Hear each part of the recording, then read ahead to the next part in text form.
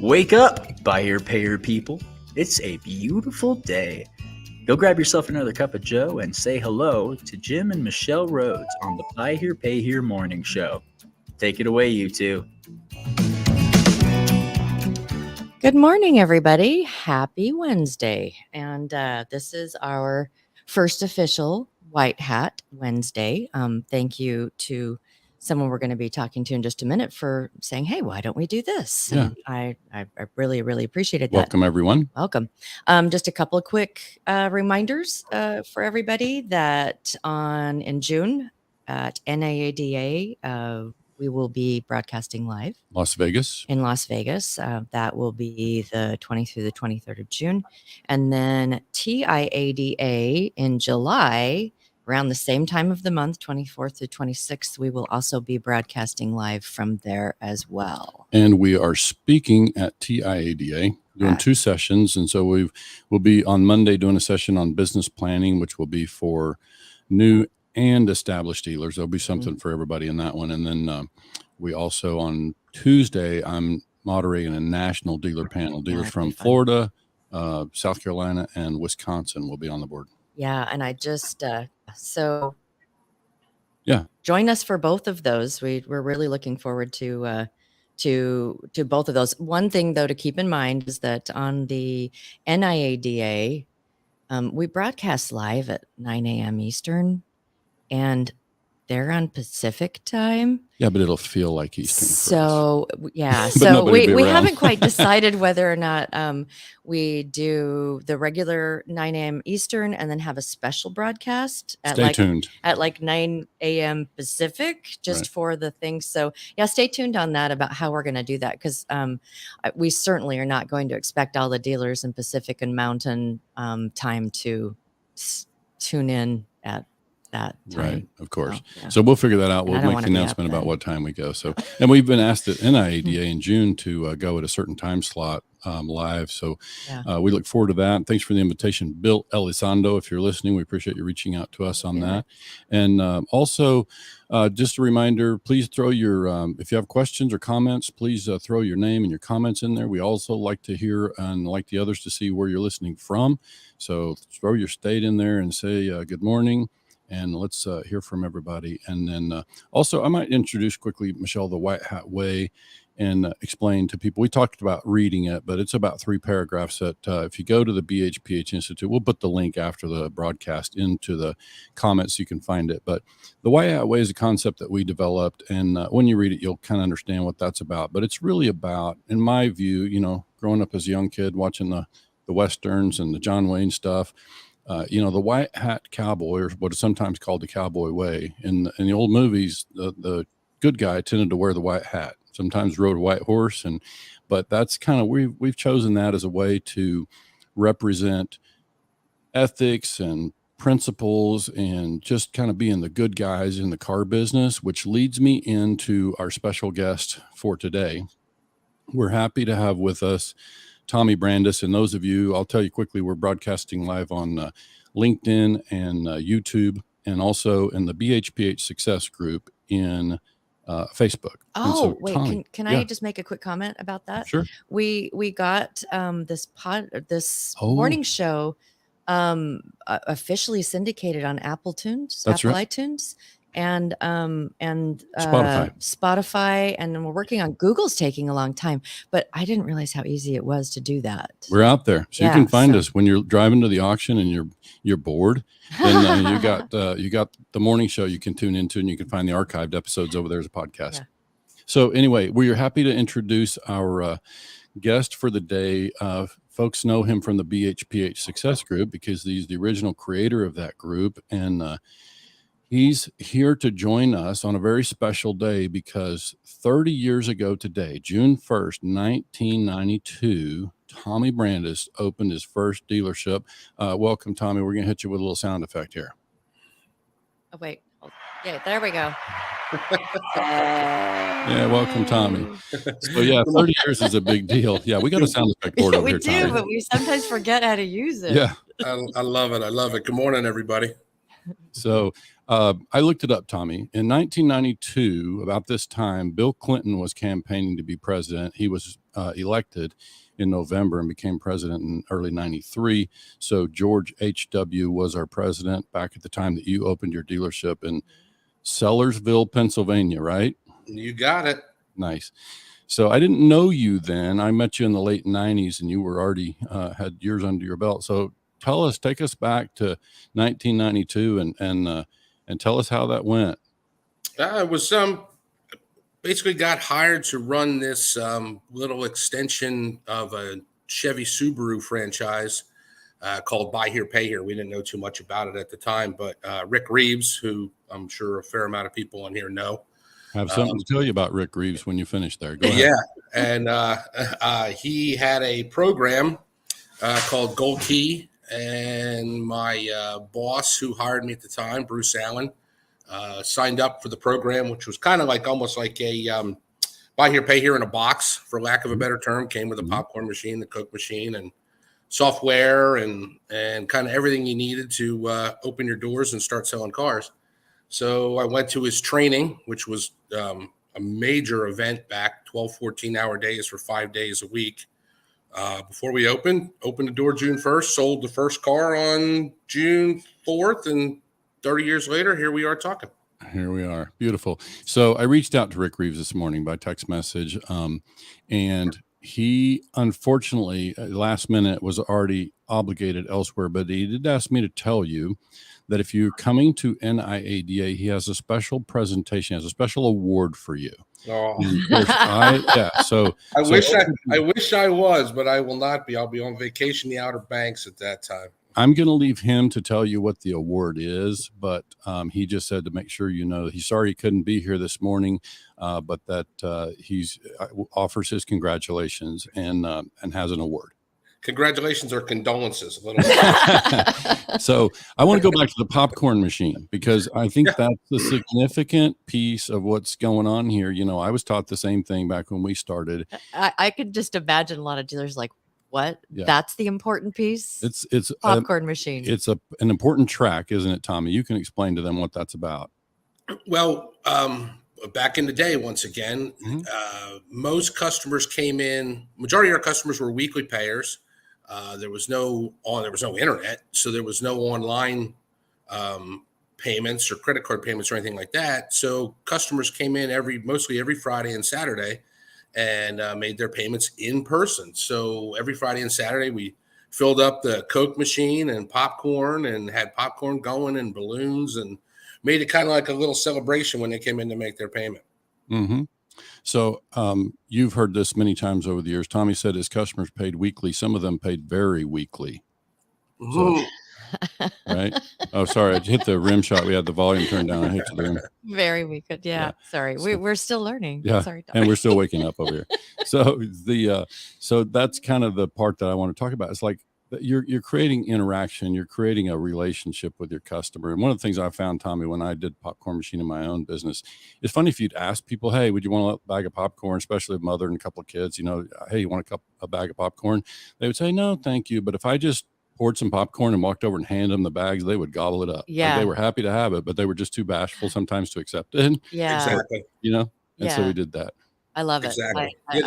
The kids love the popcorn, and I also found out that popcorn has a magnetic attraction to the floor of your dealership. Oh, of course, yeah. You keep a big what do they call, a big push broom around, right? Yeah. Yes. For sure.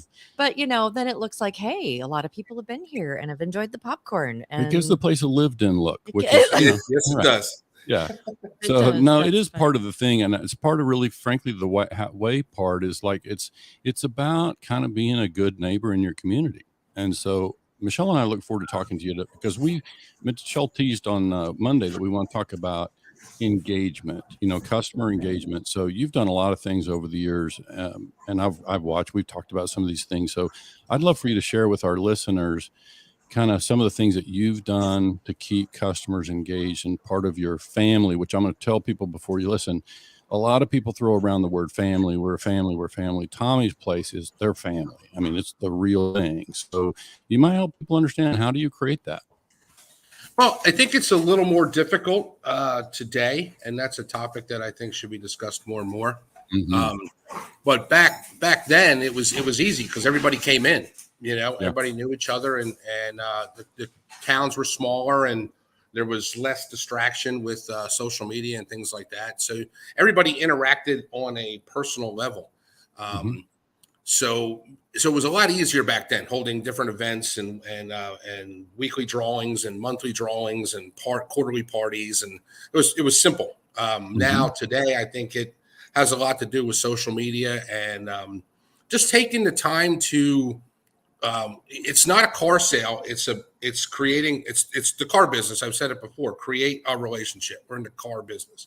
Yeah. So when you're selling that car, the sales team and everybody in the dealership, the collectors, everybody who's there has to take the time to create the relationship now in basically a few hour period, as opposed to what we would do over the course of the few months. So I think social media has a lot to do with it now. Staying active on social media, still trying to have events. So how do you run your events, if you don't mind me asking? So now that we're not having the balloons and the popcorn machine on Friday and Saturday, and that's when you do your event, how do you do those kind of events now that we're on a social media age? Really just interacting with the customers. We have, you always have your core group of customers that are the ones. So you go to them, and then you have them bring their families, and then you kind of reach it out. And it takes a lot more planning. You could throw a party together in 2 weeks, back when we opened, but now it probably takes a good 6-8 weeks to get an event together. And I have to admit the turnout isn't as great as they used to be. That's why I think virtual, interaction is the way to go these days. It's unfortunate, but yeah, they don't have smell-o-vision. You can't smell the popcorn. Right. So it doesn't work the same. So there's some things to learn. I think, some of the polls that we've done in recent months, I remember a number of dealers chimed in saying they're still getting a fairly large percentage of their payments in cash. So I think it depends on the market, maybe how you promote yourself. I think there are still some customers who prefer to pay in person, and there will always be some of that. Certainly there's less, but let's go back to the events. Like some of your favorite stories or maybe experiences or promotions that you did through your event. Cause I find it's important to separate. There's promotional events, and then there's Goodwill events. So maybe let's talk first about your Goodwill event, some of the things you did for your current customers. I guess the biggest one that, we've been doing it forever, because I just can't believe how awesome it's received, is we give away free turkeys the weekend before Thanksgiving. And we didn't think too much of it at first. We bought 50 turkeys, and people would come in and we'd hand them out. We'd advertise it. And then as it kind of grew, we'd have people lining up in the morning for turkeys. Wow. And, and sitting here, and I know, and everybody's sitting here going, it's not anymore. But back then it was like 69 cents a pound for a 15-pound turkey, so it didn't cost a whole lot to do. But I would really have customers come in tears, thanking me for this turkey because they didn't have a turkey for Thanksgiving. So that's probably, out of everything I've done, that's the one that just really hits me every year. Like I'm there, I hand them out every year. Oh, what a beautiful thing! Yeah, and it hits me. It hits me every year. I get kind of getting kind of choked up thinking about it now. I love it. And well, let me ask you, as a marketer and all that, how did you advertise that? What did you do to advertise that? Well, when we started, we've been doing it over 20 years now. So it was one of those, as any kind of annual event, you kind of have to do the same. We do like school books, school book bags and things like that. So it's a consistency happening the same time of year. So, as we grew the event, first year we had 50 turkeys and they sat there, all day. Fortunately, they were all frozen. But as it grew, like I said, we would get rid of 50 turkeys in an hour and a half. And then, sometimes go and order more or things like that. So it just grew, it was just something, and people would come in, you giving away turkeys this year? Things like that. So that's kind of, it's consistency over time, and it just grows. I love that word, consistency. Yeah, we created a big thing. I went through a thing with the dealership in Tennessee. I didn't own it. I managed it, and it turned into like a 3-year management deal where I just stepped in thinking it was going to be a temporary, help somebody through it. But we ended up completely overhauling the business model.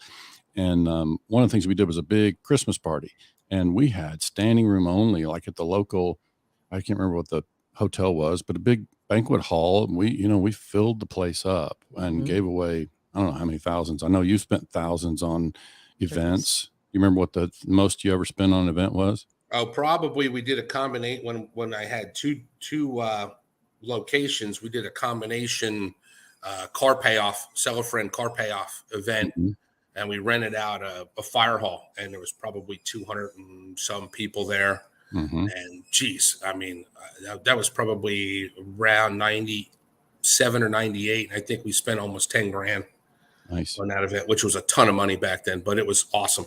Yeah, no, for sure. Well, why would you call that successful? Because that's a lot of money even for back then.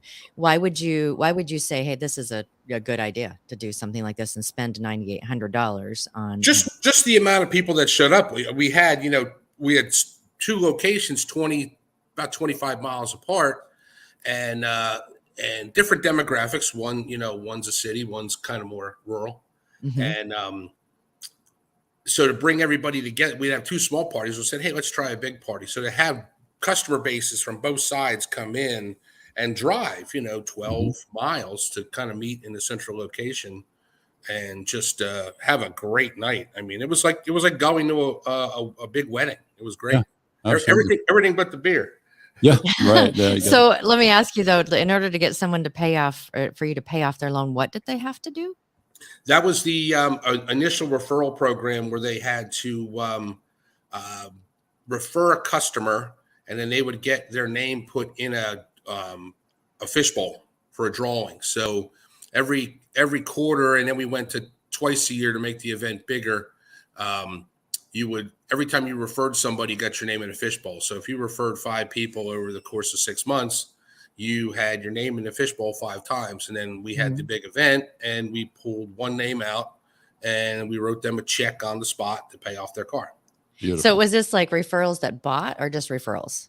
Referrals that had a customer that bought. Yeah, back then we really didn't push the bird dog referral as much as we try to do today. So yeah, customer referring a friend, family member, coworker. Yep. Great idea. Really great idea. Oh yeah, it's huge. And I think as far as the white hat part of that, it's a chance, because people can say we're family. They can go out there and promote themselves in all these different ways. But through the events like that, you get to show people some heart. Like you're genuinely, through these Christmas parties and turkey giveaways, you're showing people some real heart, that you really care about them and you care about your community. Love it. Absolutely love it. Right. So what, of anything that you've done to help with your customer engagement, you would say that the turkey is probably the thing you're most proud of? Yeah, it's crazy. I mean, we've done so much. 30, you name it, we've done it. There's no such thing as a bad promotion as long as your employees are invested in it. If you're that's a really another interesting question. That's something that could be totally unpacked, that your employees are invested in it. How did you get your employees invested in a promotion? Most of the time they came up with it. That's right. Really? Yeah, they come up with the idea, and I said, let's run with it. What the heck? That was sarcasm. But employees have some really great ideas, and if you open it up, you can get some fantastic ways of getting people in the door. I want to squirrel a little bit on an example of that. I come from the Pacific Northwest, Seattle, and Rainier beer is a big beer out there. Those of you who know, Rainier, and I think they still are in operation, but back in the 80s, you would see the most amazing creative commercials. And you know where they got their ideas for their commercials? From their employees. And so it's like they had one where it was, you looked at it over like the evening time lake, and you'd hear cricket or frogs, and one would go, Rainier beer, Rainier beer, and just fun stuff. So yeah, employees are really, when you put people's minds together and give people the opportunity to get creative, they can. Well, and you said invested. I think when employees are excited about it, then they can get the customers excited about it. You can't possibly do that with everybody yourself. And so, yeah, if they're out front, doing that, then that makes a huge difference in the participation in your event. So Yeah, I found it was just so much fun. The Christmas parties and things that we did. I mean, just you could just see the smiles and the laughs, and we just had a big time. And people went away super appreciative, and like you say, asking when's the next one? When you guys are doing a Christmas party? When's the Christmas party? Whatever. So exactly. Yep, that's exactly right. Well, yeah. Any other things that you're doing now, like when someone buys a car today and they're a new customer, is there anything that you guys do that just kind of helps embrace them, bring them into the family? Oh, well, that's like I said, we just spend a little more time with them. It's just not, come in, here's your keys, get out. We sit there and talk to them. Obviously, we run the popcorn machine every day still. You still run the popcorn machine? Oh, yeah, absolutely. Popcorn machine runs, and we have a hot dog roller now. Pizza's starting to get expensive. So, but yep, we have a soda machine and popcorn machine. So, yep, still do it to this day. So it's just kind of, and are those free for your customers to come in and grab one? Absolutely. Anybody who wants to stop. I don't have anything planned for lunch today. So a bit of a drive. Why not? I don't know. My taste for popcorn has kind of waned over the years. Yeah. Follow. I bet, but it's like, we get popcorn for the appetizer, the main course. Yeah. So we have that. We explain the Facebook program, get them to join Facebook, explain our current referral program, which we talked about before, the drive for 5, which 5 referrals get your car paid off. And we have a racetrack. We have a whole, so you get a race. When you get your first referral, you get a race car with your name on it, and you go into turn 1, turn 2, turn 3, turn 4, and then winner's circle. And then we get you a trophy and things like that. So, I love that. See, there's a lot of little discussions on, and we teach, and then they go, well, I don't know 5 people. And then we spend the time and we kind of educate the customer on how to get referrals. Our goal, I mean, with the way loans have gotten more and more expensive, I'll be honest, it's you don't get the benefit. Some of those customers go in and slam it. I paid some $9,000 cars loan balances off, which is pretty awesome. But our true goal with the program is to get every customer to refer one customer. Yep. And then we work them through. So the goal of getting them to pay the loan off anymore isn't as important as getting every customer to get one referral in the door. And everybody knows one person. Yep. Yeah. Sure. Yeah. So that's something that you explain when they buy. Yep. Yeah. So you spend some time. I like that. So that's Tommy, really I think, you and I have been, and I've been a member of the success group for maybe 2 years now. And we see all the conversations. And I think, with you being such a resource, and I know you can't sit on Facebook all the time and answer all the questions. Plus, I know about your ADD thing because I have the same. It comes up. Oh, you can't finish 3 paragraphs. You should listen to conversations between these two. Yeah. So anyway, because of that, the dealers are out there asking questions about, what should I be charging, or which GPS company should I use? And I feel like they need to be asking, how do I stay in business for 30 years? Like what? Because all of the decisions that you would make, GPS, markup, you name it, I mean, it's all tied back to how do I build for long term? How do I, and so a lot of these things are very short term things, and we really need to kind of put them all through the filter of how do I stay in business for 30 years? Really simple. You have to truly care about the customer, and you have to truly create the relationship. I sit and watch, and people ask, what's the best GPS? Okay, now we're selling a car to somebody that we want to pay, and the first thing we want to do is put a tracker on it. Yeah.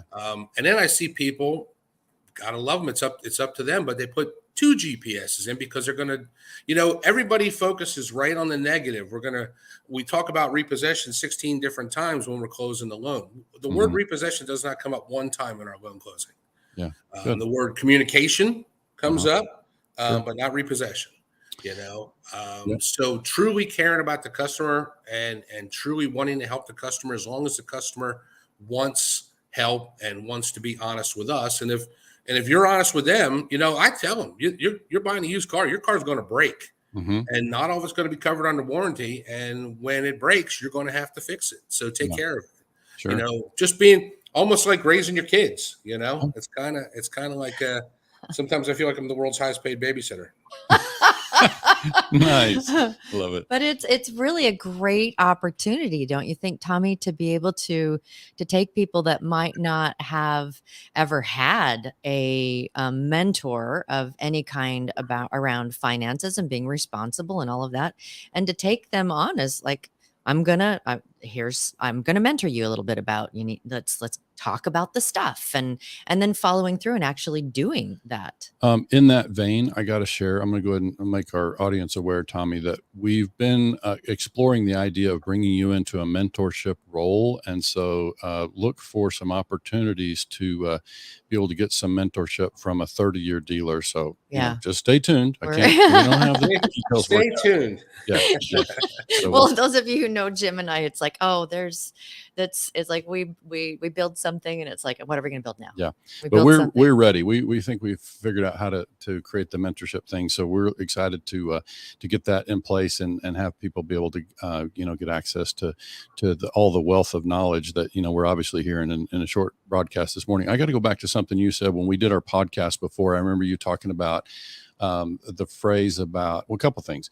You talked about the customers, like the way you describe your customers. Maybe for our audience who's new to the buy here, pay here space, talk to folks about who you feel like the customer is in general, like overall, in aggregate customers of buy here, pay here. How do you think about them? In a simple phrase, our customers are survivors. Cool. They probably haven't been brought up in the best of household. They probably made some poor decisions along the way, but they keep punching. Mm-hmm. And they're working on, I can't believe what they can do with the amount, with the paychecks that they make. I said it before. I said a lot of us on here are very blessed to be able to probably spend more than one of their weekly paychecks on a dinner at, a steakhouse. Yeah. Mm-hmm. So when you think of it that way, you got to try to help them out, and it's not about, like I said before, if you're thinking about, I'm just going to repossess this guy's a bad guy, everybody in the planet is going to is out to get you, then you're going to lose. 80, 85. I said it. 100% of the customers that we sell to, the banks say will not pay their bills. Somehow we get 80% of them to pay on a weekly basis, right?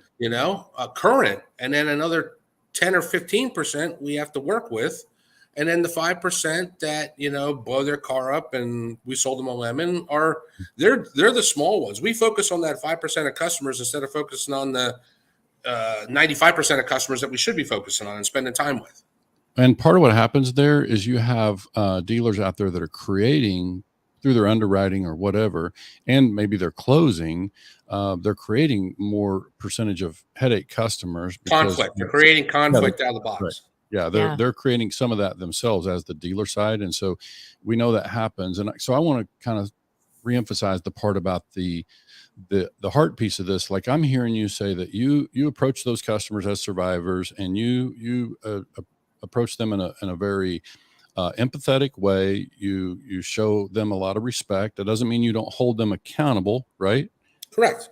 Right. So, and sometimes that's part of what, you kind of did in the context of babysitting. That's sometimes what we do as babysitters, parents, whatever, we're holding folks accountable in a way that's friendly and firm and is appropriate, but it's still done in a loving and empathetic way. In a logical way. And so there's a couple things on that I love that you use the term survivors. I see a lot of times that our customer is described more as a victim, or other things like that it's like they're a victim, everything's a problem, da da da da. I love this survivors thing, and I noticed when I was going through some of the Facebook feeds this morning, which is part of what I do also at coffee time, that you made a comment in a stream from Steve and Tina Barrett. It looks like it posted last night. And Russell Moore piped in, and it was kind of about wage increases. Good morning, Russell Moore, if you're listening. Yeah. It was about wage increases and pinch of inflation. And Russell came in and part of what he said was, I still have to admit, as we all should, we make a pretty good living, and spreading out to your best investment, your people. Think about living on your lowest paid employees' wages. Yeah. And he kind of went on a little bit more, and you popped right in, and it's like, boom. That's all it said. Boom. It's exactly it. It's as simple as that. So yeah, that couple, I use that same adage when I go to a restaurant and I tip. That extra $5 or $10 on the tip, really in the grand scheme of things means nothing to me.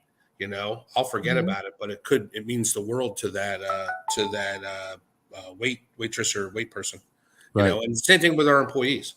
Most of my, you sit there and you see bonus plans, and there's 75 different ways to calculate a collector's bonus each week. And I'm like, I pay my collectors $20 an hour, you know, and my sales guy gets $1,000 a week salary. Mm-hmm. And he has to sell me 3 cars for the 1,000. And then he gets a bonus on top of that. So I try to take the worry of salary and paycheck out of their day-to-day business. If they're sitting there spending time thinking, holy crap, I got to sell 3 cars this week because my rent's due, then they're not focused on selling the 3 cars. They're just going to get 3 cars done any way they possibly can. Sure. When they know they're going to get a paycheck that's going to cover their bills, and then the bonus comes if we have a really good week, they're focused on creating the relationship with the customer. Yeah. And so just getting the sale done.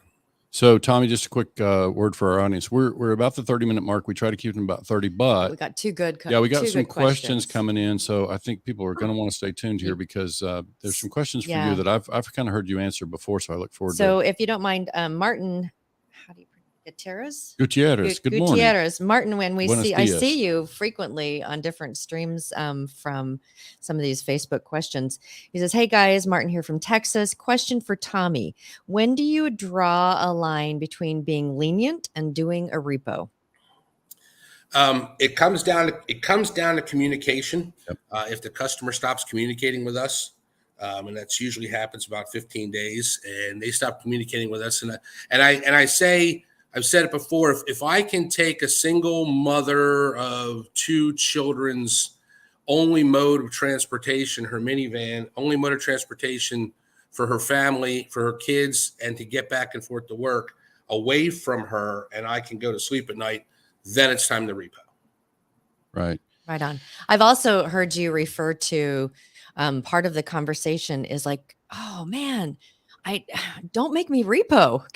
Why did you make me repo? Why'd you make me repo you? I mean, I don't want to have to do that. And that's what it comes down to. Why did you make me take your car? The last thing I want to do is take your car. Why'd you make me do that? Yeah. And then they go, yeah, you're right. Yeah. You want to send them more of that. Sit down and fix it and get them back in their car.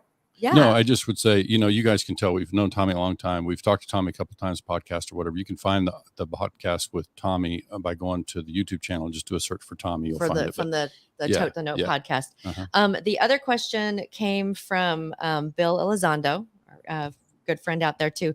So Tommy, if there is one thing you could tell someone starting out they need to know in this business, what would it be? Thanks in advice for the response, or thanks in advance for the response. I said it years ago. If you think you know everything, you're already on the road to failure. And I've said it myself. I'm not a smart guy. I'm a C's gets degrees guy, but I'm a good listener. Wait, say that again. You're a what kind of guy? I'm a C's gets degrees guy. Okay. All right. I don't think you know what that means. I have no idea what that means. Explain that one to Michelle and Jim. neither do my kids. Yeah, they're like, Dad, you got a C? I said, I got all C. I got some D's too, Mm-hmm.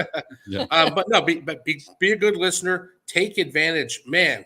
Take advantage of all this stuff that's out here. All the, not just buy here, pay here success, but there's other buy here, pay here, sites, Boardroom and Independent Dealer and Luke and Luke's podcast. There's 20 groups. There's so much out there now. And just keep and open your mind to it, Yeah. Tommy, I think we probably talked about this before, but we go to these conferences and you go to a good conference and there might be I don't know, 300. Maybe the bigger conferences have 1,000 dealers. I don't know that I've ever seen 1,000 dealers at a conference. But in Buy Here, Pay Here, there's supposed to be about 20,000 Buy Here, Pay Here dealers. So that means there's like 19,000 plus that aren't coming, and they're just out there kind of, winging it and kind of not taking advantage of best practices and learning from other folks. And obviously this morning show, we hope can be, part of how you reach people and have a chance to talk to them. But wow, we just see so many people just don't take the opportunity to get educated. And there's some really important stuff coming down the pike on compliance. And, they're just, folks ought to be at these conferences. And, and so, Tommy, I hope you can make TIADA in July. It's going to be roasting in Central Texas. They have an indoor water park, Tommy. Yeah, it's fantastic. I'll race you down with it like the dual tubes. We're in the Poconos. Pocono, Pennsylvania is like the king of indoor water parks now. Oh, nice. Yeah. For some weird reason. So then you're seasoned and a veteran of these things. So all the better to come out and race me. They have excellent queso in Austin, they do. Texas. Oh, yeah. Yeah. Queso. Yeah. So anyway, just, So did we get at the other question? I think. We did. We had the one from Bill and one from Martin, and I don't see anything else. So we probably should start to kind of just wrap things up. I guess so. And I know Jim sounds so disappointed. I'm disappointed too, Tommy. We really enjoy. Hey, this was fun. I couldn't think of it. I woke up this morning. I said I couldn't think of a better way to celebrate, I guess, my 30 years in business and that's now I still have some seat time left, but it's definitely the mentoring and trying to help the next generation, do it, because it's gotten a whole lot more expensive to get into this business, Yeah, we have to be better at certain things, right? And so. So again, congratulations your way from Rick Reeves. So he has a presentation for you soon. That's awesome. Maybe we'll figure out a way to present that live from NIADA. Oh, that would be really beautiful. Wouldn't that be beautiful. And again, Tommy, just congratulations. Yay. On 30 successful years of learning and being open to new ideas and about creating raving fans in your customers. Yeah. Thanks for joining us. And folks, thanks for tuning in. Thanks we hope so you'll continue to follow us on Facebook, LinkedIn, and YouTube. All right. Any last words, Tommy? Yep. Thank you so much. I appreciate it. Go out there, have fun with your customers. All right. Have a great Wednesday, you guys, and we'll see you on Friday at 9 a.m. Eastern.